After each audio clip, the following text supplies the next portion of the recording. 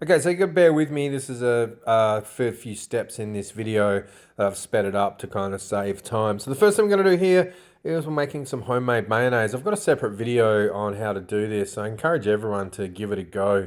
It's way better than store made, and you can kind of flavor it how you want.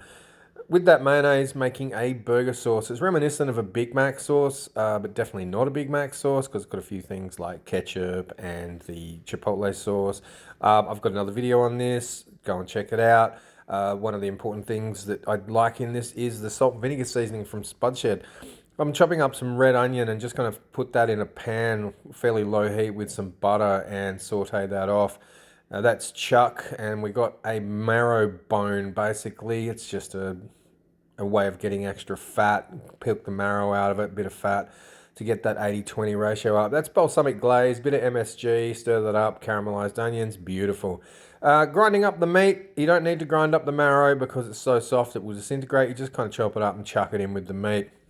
Just making a seasoned flour for some fried pickle chips. Just got like garlic powder, onion powder, salt and pepper, paprika in that.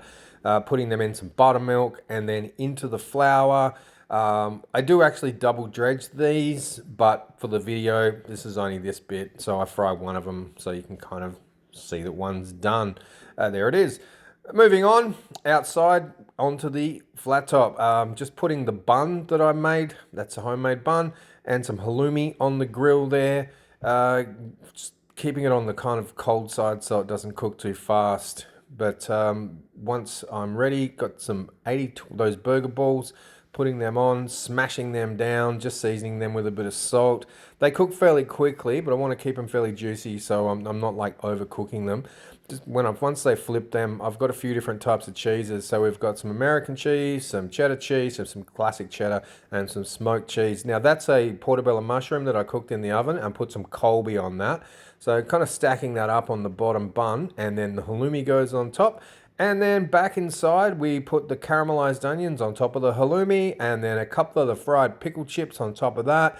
A bit of the sauce on the bun, put it all together, and there you go. That's my super extreme cheeseburger.